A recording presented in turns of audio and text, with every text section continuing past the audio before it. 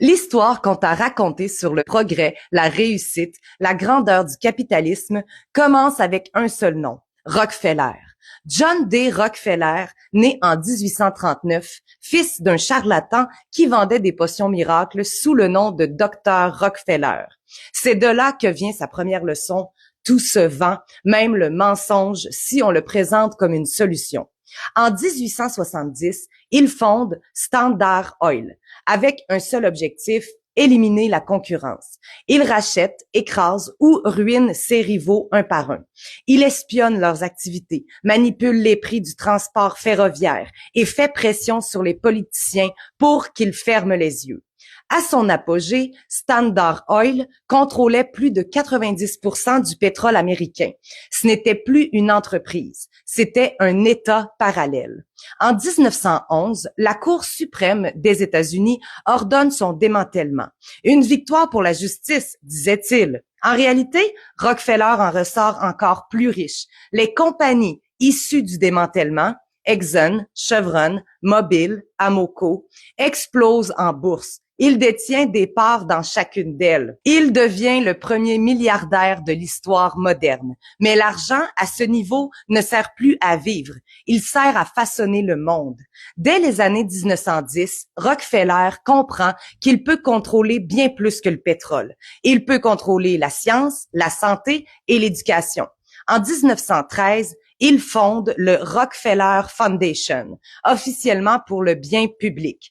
Cette fondation finance la création de l'Université de Chicago, des laboratoires médicaux et des programmes de santé publique, mais aussi l'élimination de la médecine naturelle. En 1910, le rapport Flexner, financé par Rockefeller, recommande de fermer les écoles de médecine homéopathique et naturelle.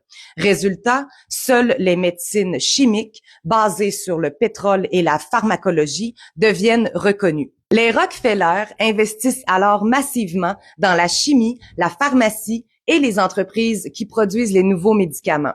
Ils transforment la santé en marché et la maladie en opportunité. Plus tard, la Fondation finance aussi des programmes de recherche génétique, d'eugénisme et de contrôle de la population. Oui, tu as bien entendu le mot eugénisme. Ce n'est pas une invention de conspirationnistes. Ces programmes ont influencé les politiques de stérilisation forcée dans plusieurs États américains avant la Seconde Guerre mondiale. Et lorsque l'ONU et la Banque mondiale sont créées, qui retrouve-t-on derrière les conseils de financement et les premières directions? Des membres et des protégés de la famille Rockefeller. Le nouveau siège des Nations Unies à New York se trouve ironiquement sur un terrain offert par John D. Rockefeller Jr. Leur influence n'a jamais disparu, elle a seulement changé de forme. Aujourd'hui, le nom Rockefeller se cache derrière des holdings, des fondations, des fonds d'investissement. Leur empreinte traverse les secteurs de l'énergie, de la banque, de la santé et même de l'environnement.